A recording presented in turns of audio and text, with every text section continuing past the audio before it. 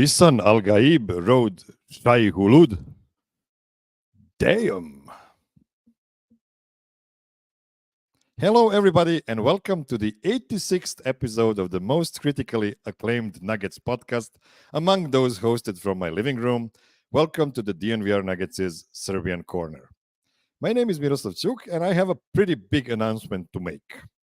I was teasing before that I was working for this season of the show to be the most epic yet, and now I can finally say what was going on behind the closed doors of the virtual space the internet is. In exactly 7 weeks, I will finally land on the sacred land of Colorado and spend the first week of this year's playoffs with guys and gals of the best community I was ever a part of. You can expect some vlogs from my visit and also live shows that will include me in various degrees of alcohol intoxication. Since this adventure is pretty expensive, I would appreciate support from our little but very loyal group in the form of super chats that would add fuel to the fire this pilgrimage will be. It's been 9 years since this guy joined the best fan group in the known universe, and 4 years of my big giant head speaking into the void about the Nikola Jokić era, Nuggets. Now it is finally time to close the circle for me to shake as many hands of great people I've met along the way and those whose faces I am yet to meet. Okay, that was emotional. It's time for some basketball talk. The week started with the Phoenix Suns coming to town. A well-rested Nuggets showed up with different levels of engagement from player to player. The Suns applied a very smart formula of Grayson Allen hitting his first 8 threes. Kevin Durant was shooting a lot and hitting some of his shots, but what caused a huge second quarter slump that turned into from 7-point lead to 15 points deficit was Nikola Jokić looking like he watched an NBA game from Central European time zone the previous night. He was very sloppy with the ball, and his connection with Jamal Murray was non-existent throughout the game. And yet, it was the Suns on the other side, and everybody has a good shot of winning against them when the fourth quarter comes. The guest team played horribly in the fourth, but the Nuggets, and I have to mention Michael Porter here, missed a bunch of wide open shots to completely take the game. Kevin Durant finally started hitting shots late in the fourth, so it was a tight game 25 seconds before the end. Jamal was running the clock, but then slipped and let Bradley Beal make the last foul they had to give. 4 seconds left. They played an action for Jokić to take a runner from the left side, but it didn't go in. Overtime, and now Kevin Durant was hitting everything. The Nuggets played sloppy still, and it was a 10-point loss. Again, not angry for a regular season loss on a random March night, but the Suns were really asking for it, and yet they stayed on top. What better way to get rid of bad taste from your mouth than some rakia? Oh, sorry, wrong show. What better way to get rid of bad tastes from your mouth than to host the best regular season team so far and kick their ass while hitting only 4 3-point shots? Yes, Nikola was ready, another 30-point triple-double. Jamal was hitting tough shots, helping the bench minutes to stay positive. Peyton Watson was excellent on defense and very useful on offense. But the true star for me was the lurk. Aaron Gordon was lurking, staying ready to dunk the ball, whether it was a reverse slam after Jamal's lob or off the backboard dunk after a missed shot, cleaning up with the explosion after Jokić takes the whole defense on his back, or a trademark door slam dunk in one of the last few possessions. I love you, Aaron. Oh, and Jaylen Brown was great, and Tatum was nowhere to be found. A tough look for him. Finally, last night, the Utah Jazz without Lauri Markkanen came to town, and the game went exactly like somebody that doesn't know what a trap game is would expect. A total blowout, 30 points lead at the half. The Jazz cutting it down to 15 only because Nuggets' intensity got lower and several wide open shots in a row didn't fall in. Jamal was out of this world with a metric ton of crazy difficult shots that hit only the bottom of the net.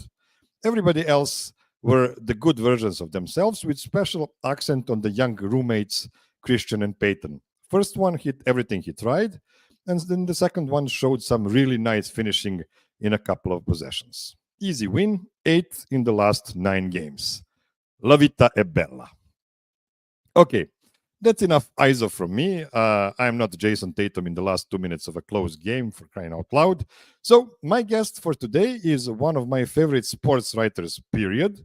You can read his columns every weekend on DNVR.com, where he writes about all the Colorado teams. He is also an a cappella singer and a former trombonist, but most importantly, a very swell and supportive dude, Mike Olson. Welcome back to the show, Mike.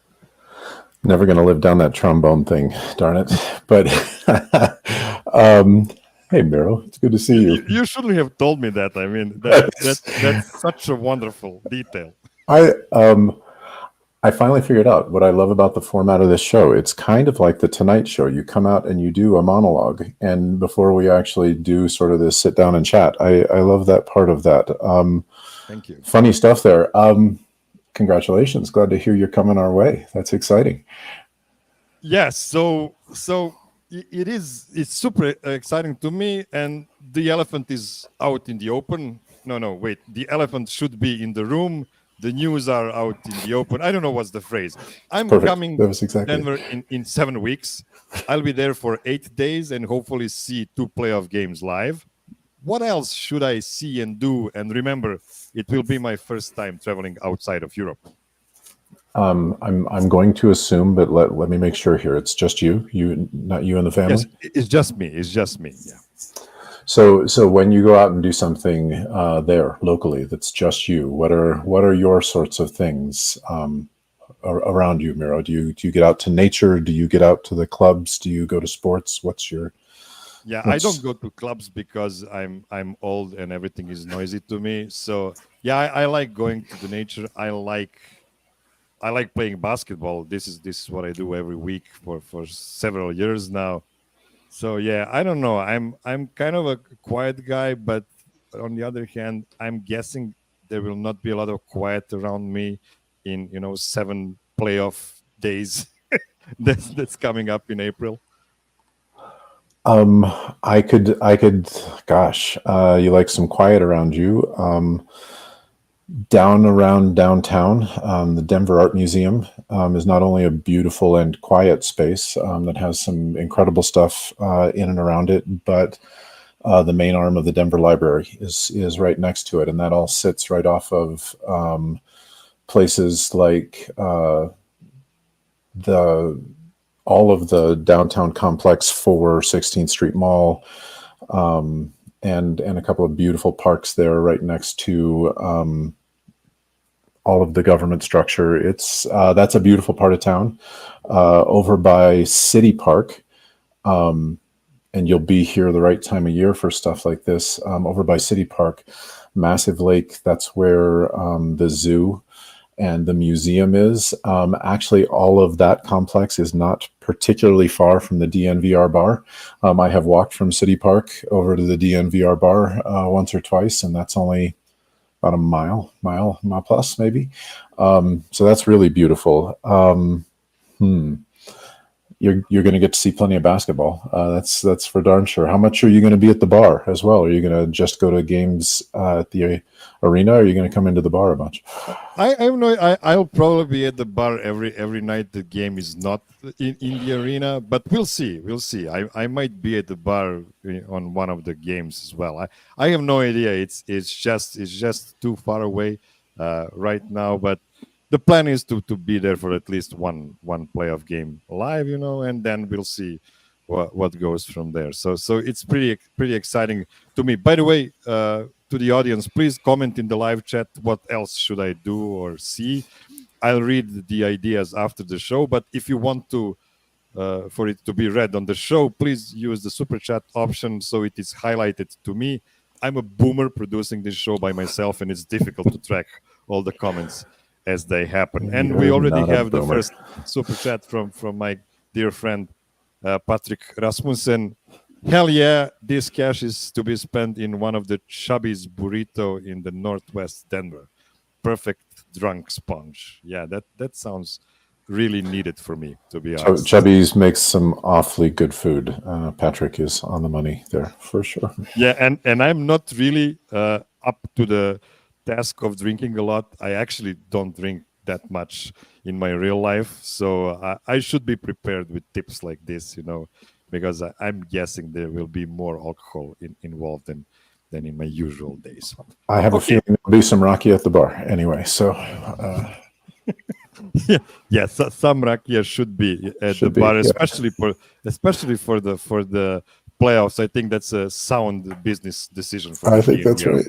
For sure. Very sound decision, especially after wins. And I'm guessing there will be about 16 of those in the playoffs. So yeah. Okay, let's take one short break, and then we'll continue with the meat of today's show, and that's your favorite stories about the Nuggets this season. Don't go anywhere.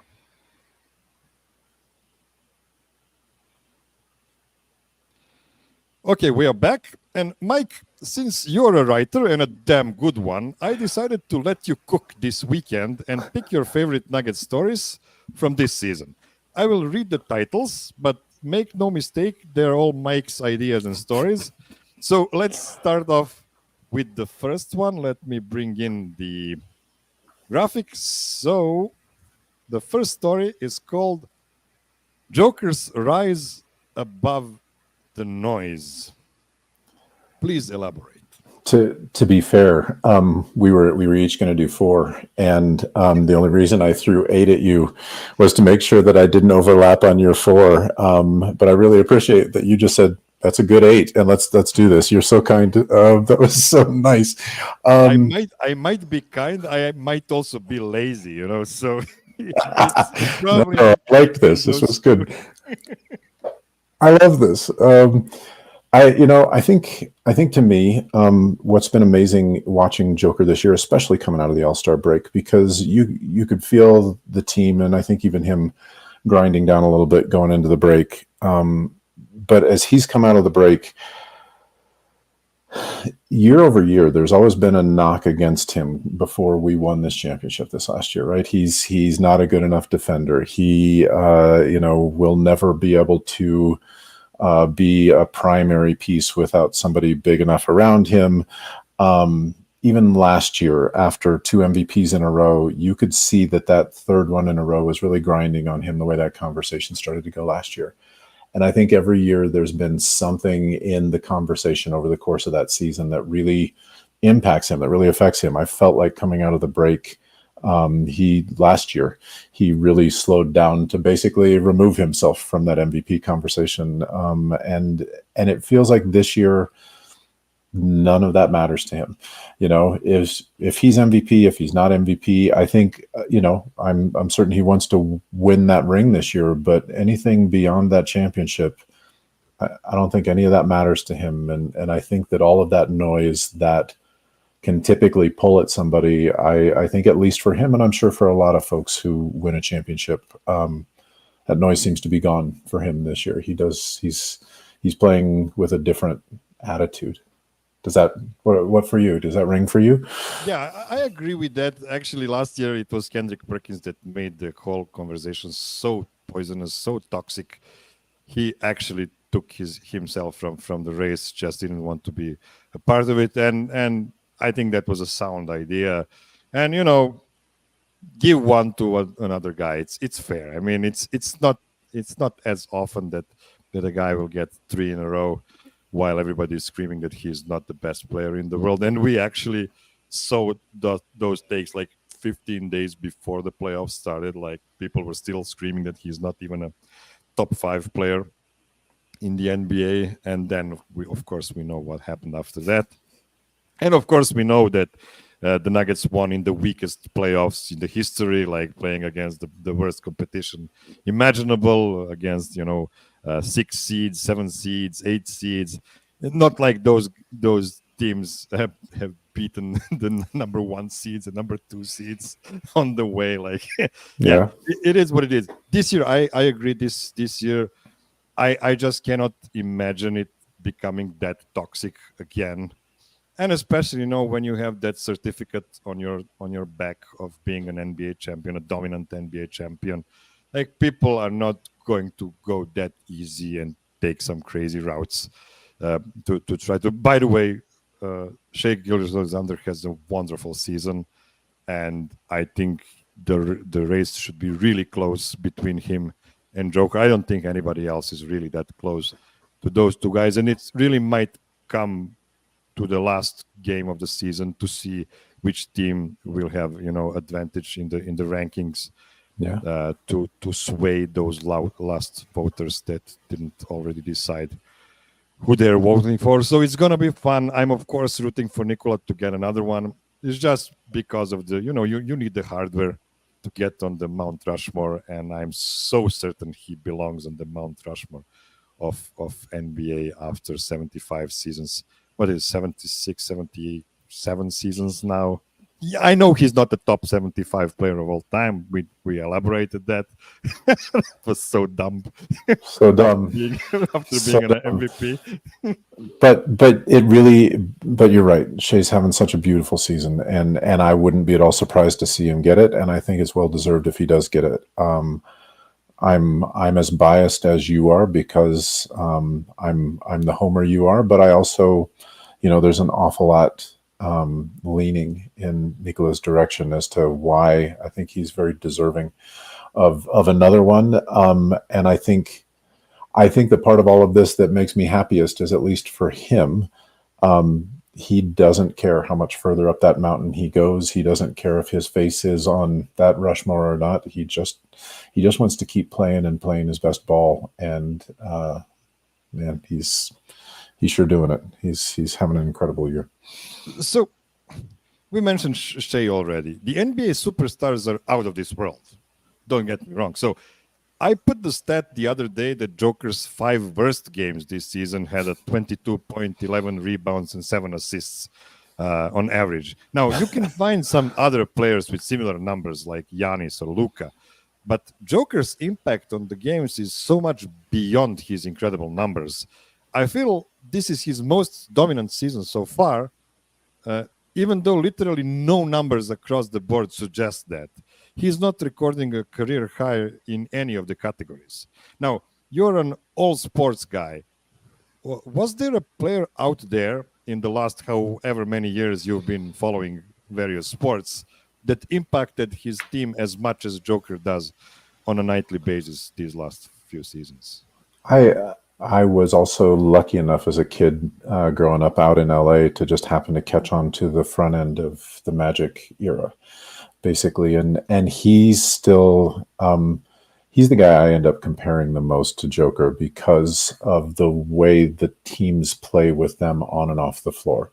The on-off numbers for those guys, the ability to levitate everyone else around them, raise their game to that degree. It's just something that you don't see in too many guys. LeBron is that guy. There, any other 4 guys on the floor are that much better because they're out there with him, and that's Joker all day. And it's hard to think of too many. It's Stockton was a was a floor lifter. Gosh, not to that degree. Yeah, no. Especially basketball is specific because you only have 5 guys on the court, so it's easier for your superstar to influence everybody else on the court than, for instance, in football or however you call it, the American football. And every other name that we compare him to now is all names that were taken in the first. I mean, there's no mysteries in any of those. LeBron went high, Magic went high, Stockton went high. All of the guys that Joker now gets compared to were the very first guys drafted out of their draft, not buried somewhere down in the second round. So Just amazing, just incredible.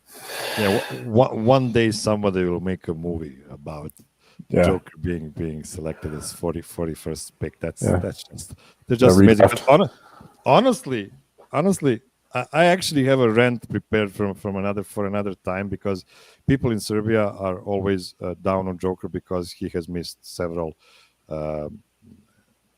years of playing for the national team, and I actually did some research on it. And Nikola has been in the NBA. This is his 9th season, so his theoretically ninth opportunity to play for the national team. Actually, that's not true, because there have been 2 years with no competition. So 7th chance for him to play for the national team.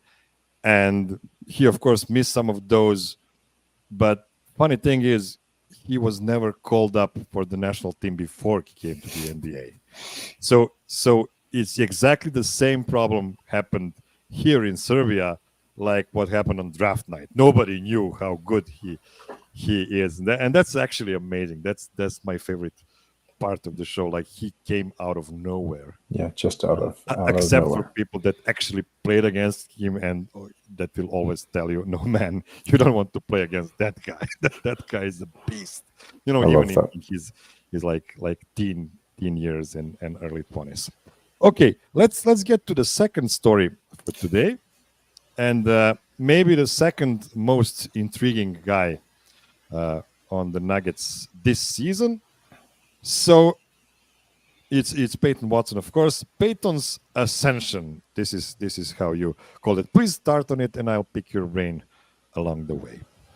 I loved the fact that at the beginning of this season, and this has been a topic across a ton of the post-game shows for the guys as we win more and more games this season. But I love the fact that nobody still knew exactly what we had in Peyton at the beginning of this year.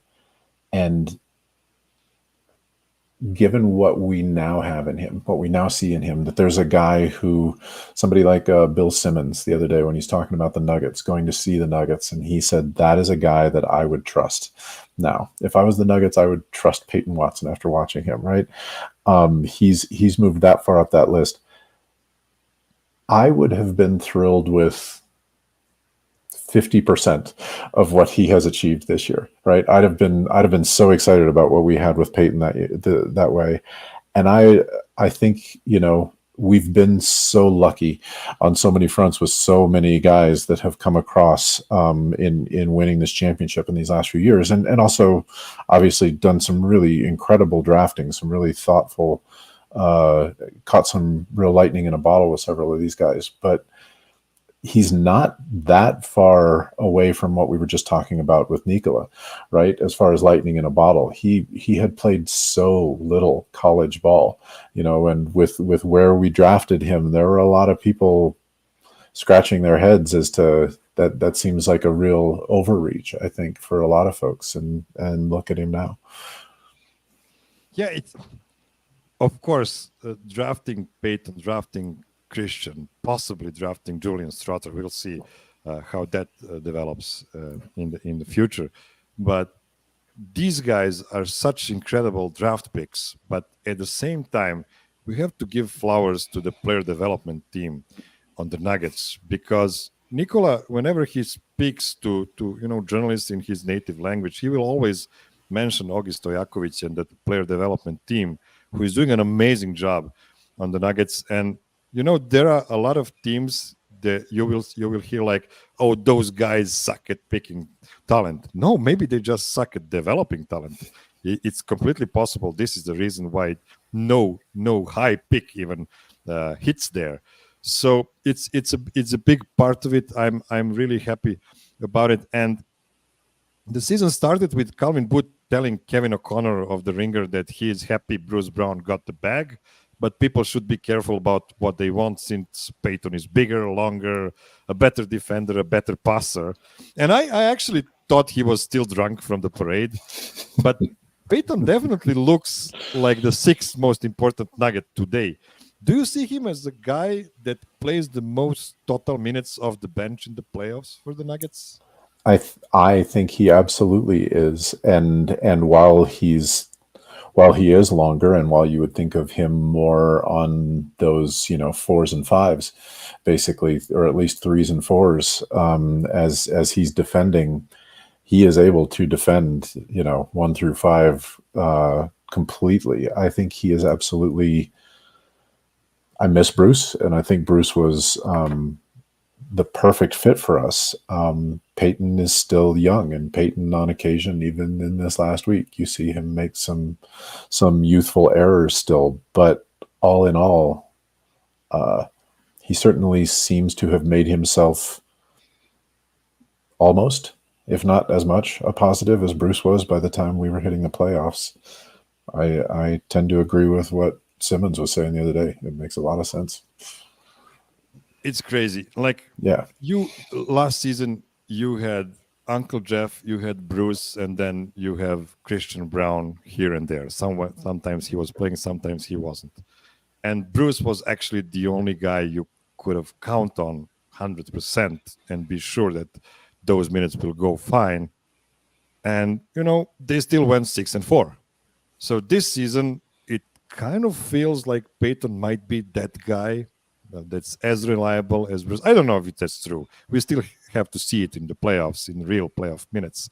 By the way, I was browsing through Peyton's stats from this season, and because he has played a bunch of minutes at the end of last season in fake games with literally no significance, his per 36 numbers last season actually look better than this year's, because he's actually playing real games.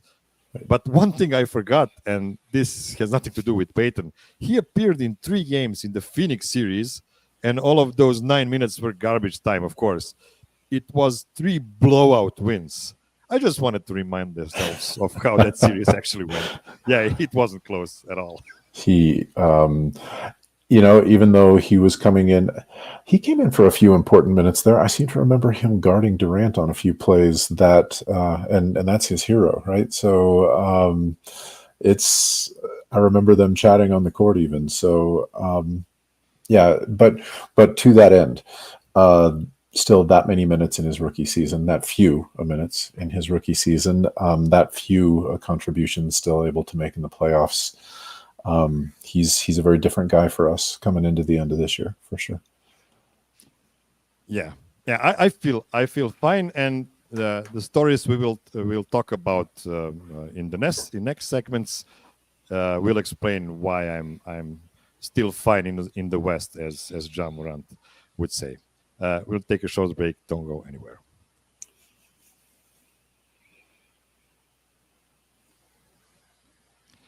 Okay, next story.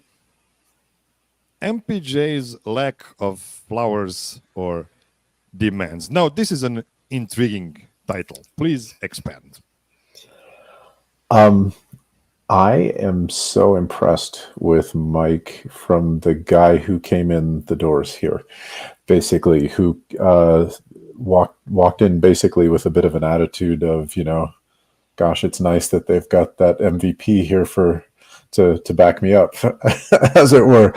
And some of the early thinking by Mike around, I should be getting the ball more. I should, right?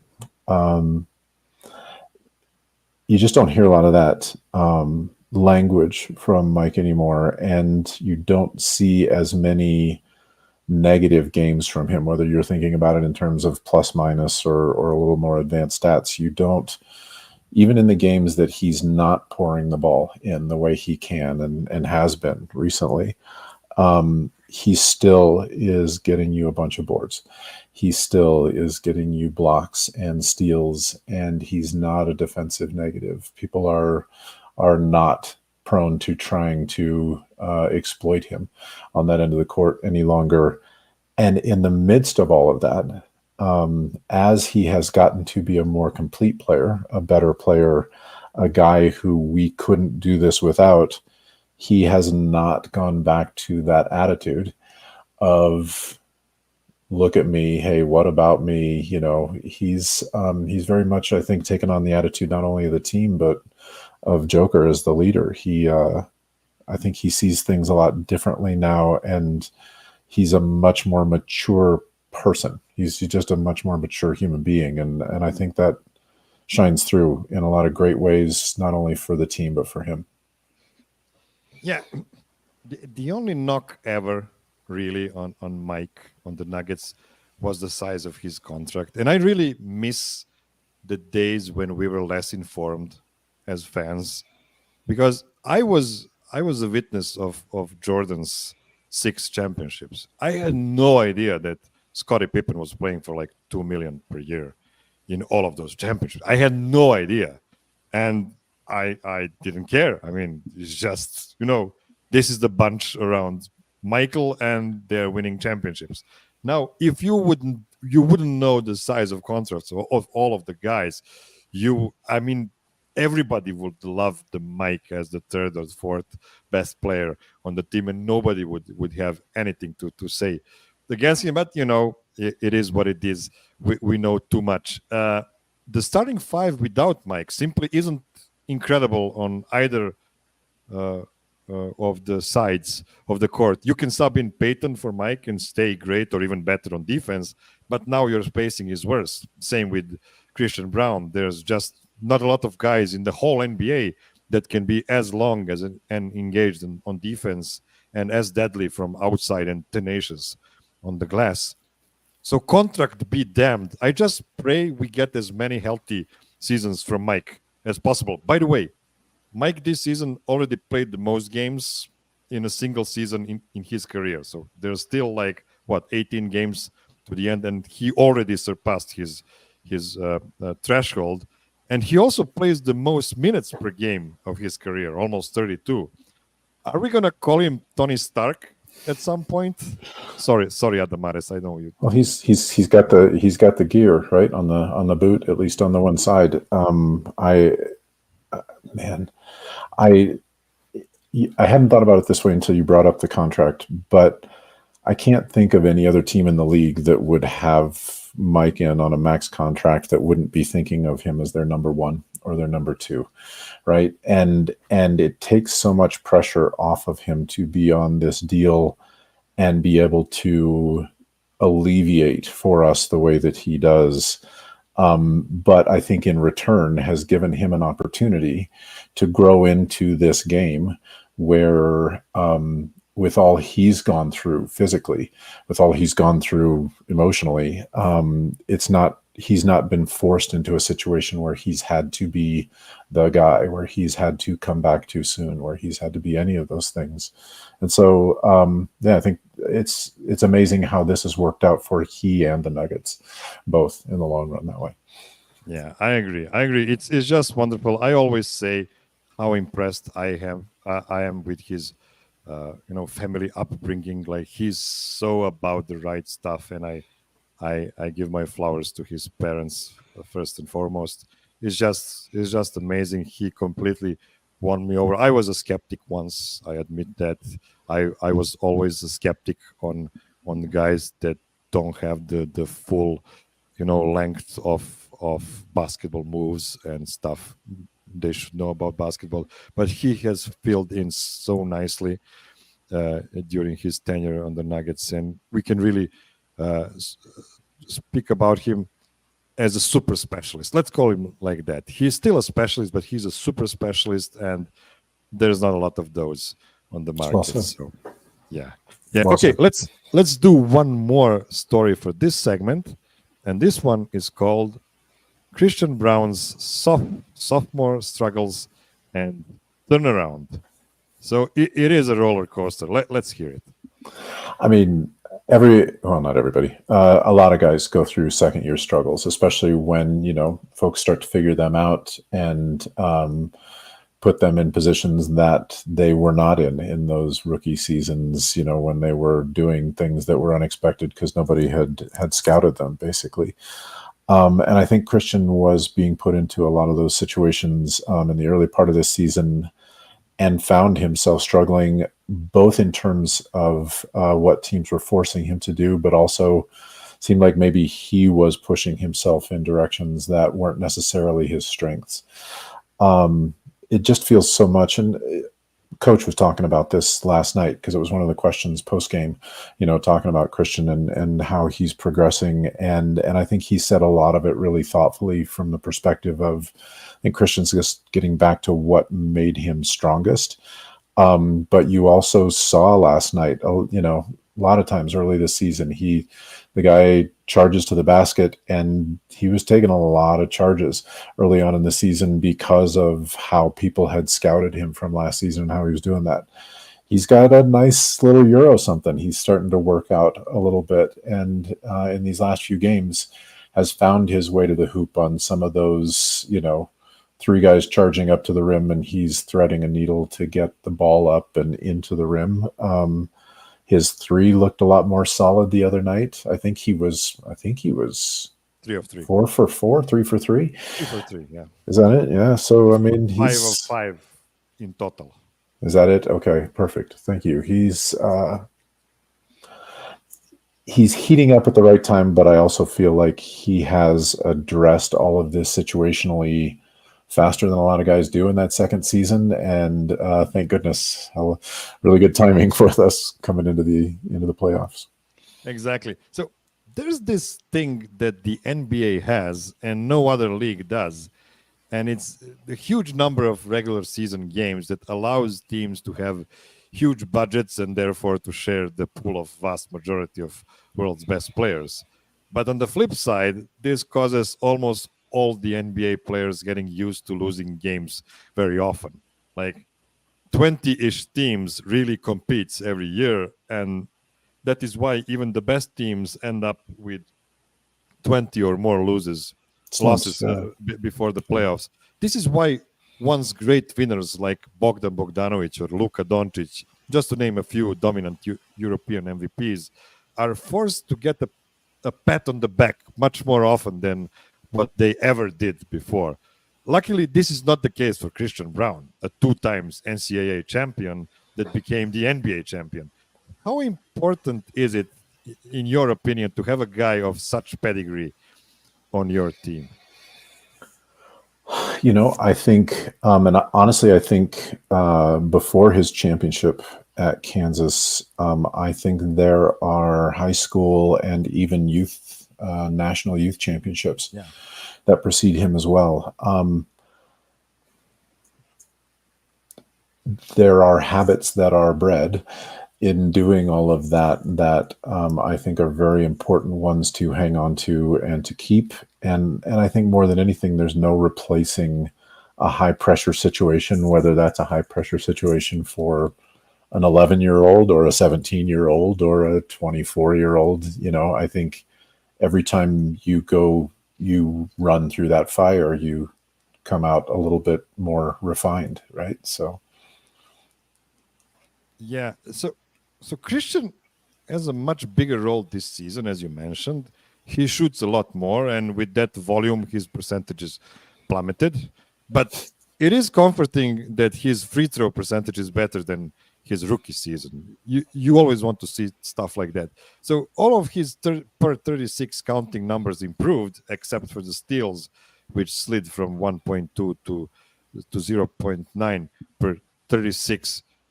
Do you think his bigger load on offense is what caused his early struggles on defense? That's a good question. I think that's a part of it. I could see it just as easily being the, we talked about Peyton and how he might end up being the Bruce replacement. Nobody was talking about Peyton as the Bruce replacement at the beginning of the year. Everybody was saying it was. I wasn't. Everybody was saying it was Christian, right? And so I think I wouldn't be at all surprised, especially with all he has shouldered in his past, if Christian didn't try to bite off a little more than he could chew at the beginning of the year, just saying now I am this guy, and I don't think he was quite ready for that just yet, and he seems to have course corrected pretty nicely. Okay, we have to interrupt the show right now because we got a huge super chat from RP43. It's 140 Canadian dollars. So Miroslav's news was more anticipated than LeBron's. The decision, enjoy Colorado, Miroslave, brate. Thank you so much for your support. It really means a lot. It's an expensive venture, definitely. So these things are gonna help hugely. Okay, let's take one more short break, and then we'll slide through a couple of more stories before the end. Don't go anywhere.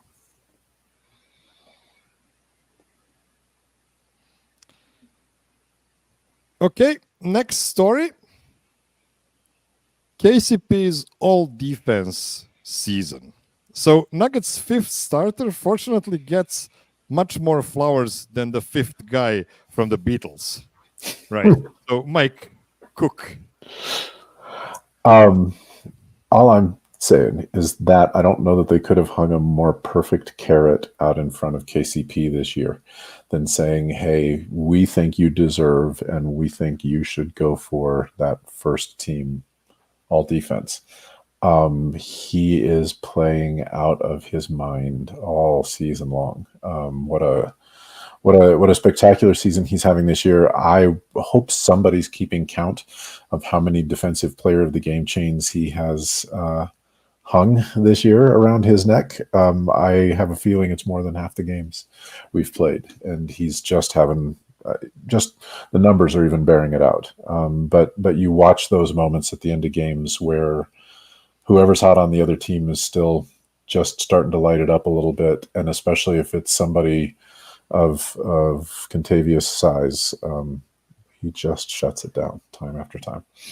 Yeah, especially in fourth quarters. I mean, it's no coincidence the Nuggets are so amazing in the clutch. It's just that, yes, they have a perfect offense, but you need a lot of stops to get big net rating in the clutch, and definitely KCP is one of the guys most responsible for that part. So akin to Christian Braun, a champion, it was so important to get a guy everybody hates to play against. A true pest outside on both sides of the court. You can easily see he has so much more he could show on offense, but he isn't Jeremy Grant. He wants championships, and he already has two.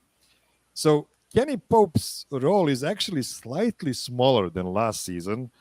All of his numbers are ever so slightly lower this season, even without Bruce Brown. And I think that's encouraging, since that means that young guys got the proper chance, and results tell us that was a successful transition so far, don't you think? I think that makes sense, and I think it also means that in a lot of ways, I feel like we've had a lot more games this season as well in which we have played a strong enough game that we've been able to play more of the reserves, that there have been an awful lot of fourth quarters that we've been able to bring the bench in, bring even the tertiary players in, and give them more time. And so, let's save those minutes and that gasoline for when it all matters here in about 20 games. I agree. We have, I believe, 3 more stories, so I might go a bit faster on those. Please, buddy. So the next one is what it's been to be like. What it's been like to be the champs all season, opponent-wise. Now, this is something you've seen many times in different sports. So, without a further ado, I think the biggest surprise to me out of all of that, and maybe it's just naive to feel that way, the lower tier teams that come in just swinging from their toes, basically, because we're the measuring stick for everybody now this season, right? And so even the teams that they've only got 9 wins, they're still you're getting everything Detroit has tonight, basically, right? And it just while that's something that you can discuss. 64 games into a season, it's a very different emotion. It's you're running a gauntlet. It's crazy. It's different to experience it than to talk about it, for sure. So I plan on calling Sam Esfandiari a brilliant podcaster and a pioneer among online live shows who covers the Golden State Warriors. But I want to wait for the second championship before asking him what to expect when covering a full-grown dynasty. So my question to you is how you can recognize when the team is struggling versus when they just don't care because they know they have what it takes to win again? Good grief. I think it shows pretty easily when they're not putting forth the effort. Last night's third quarter comes to mind, right? There's a big difference in how this team looks when they're just not committed to playing ball the right way, and I think that's true of anybody. That's another thing Malone said last night. You know, these are pros; they're not going to just stop taking shots, stop trying hard. So it seems pretty self-evident that way. And I think. What about for you? I think you're right, and it's kind of it's like if we believe nothing is wrong ever, and every time they play bad, we can say, yeah, they just. I think this is what Golden State Warriors fans have been doing for like how many 6-7 years now. Like, yeah, they had people don't remember this outside of Golden State, but they won championships and then they were in the lottery. There wasn't any middle ground there. Like, they got some really good players because they had high picks in the lottery. You know, Steph get injured, Clay gets injured, and they got high draft picks, and they almost pulled that off, but they really messed up their draft picks. Well, they also hit that once-in-a-lifetime salary cap bubble that allowed Durant to come in for a hot second. So they nailed it, man. They really did. I really loved the Nuggets. I really loved the Warriors before they brought Durant, and then I hated them so bad. And I often think about, would I hate the Nuggets if they would do something like that? Like, you know, bring in Giannis or Luka or somebody like that. Would I just say, F that, man, I don't want to see that? But on the other hand, it's kind of a nice place to be when everybody hates you. Like, if you're not good, you're not going to get a lot of enemies, right? I'd grown up with the Lakers as a kid, and while I was already falling away during the Shaq and Kobe era, when they finally brought in Peyton and Malone, that was it for me, man. That was the Death Star. All of a sudden, I hated those guys. So I get you. We have a good comment from the boys' dad about Michael Malone, and that's a perfect intro for the next story that is called Malone 3.0. Now, this is going to be great. I can sense it. Please take us for a spin with it. I felt, especially after the end of that first season, Malone was pretty self-critical of himself after the first year with Denver in how much he recognized that his emotions tended to drag, especially a young team, along with him. When he got very upset, when he got very hot about things, or even over emotionally happy about what had happened, he saw that he was taking those kids through those highs and lows as well.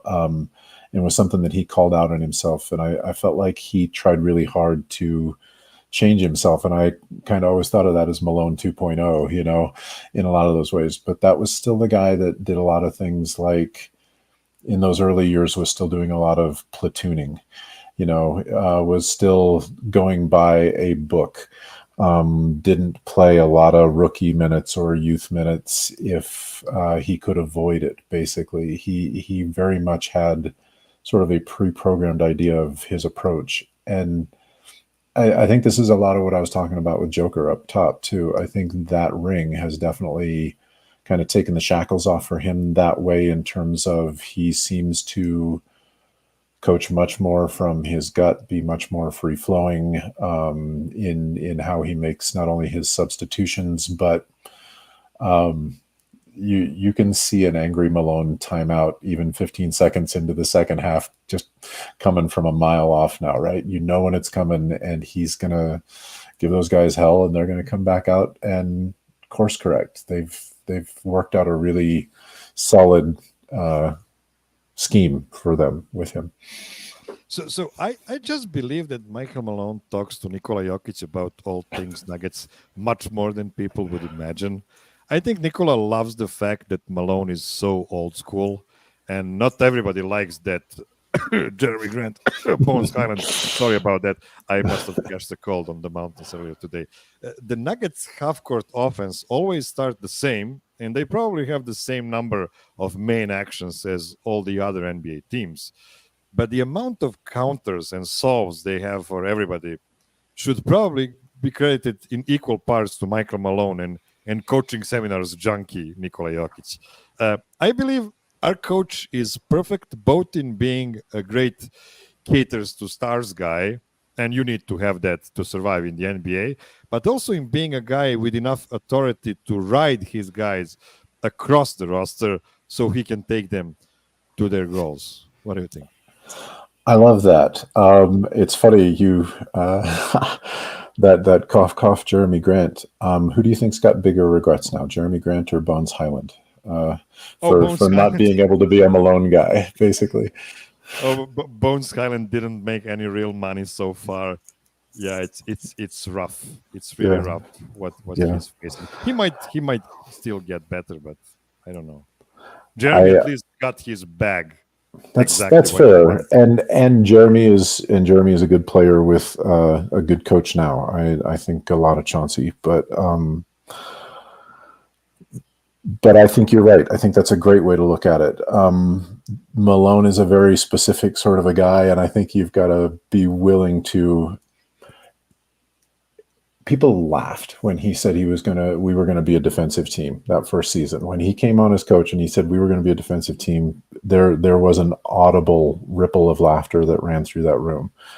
And now, even though you could still argue maybe Jamal and Nikola are the weakest defensive spots on the team, neither of them are a weak defender. They're both plus solid defenders. It's just that then the guys you name after them are ridiculous defenders, right? I mean, even Mike now, just because of his length and his hops and all of the rest, Aaron, KCP, Peyton, Christian, just defensive juggernauts. It's a Malone team. It's a Malone style team all the way.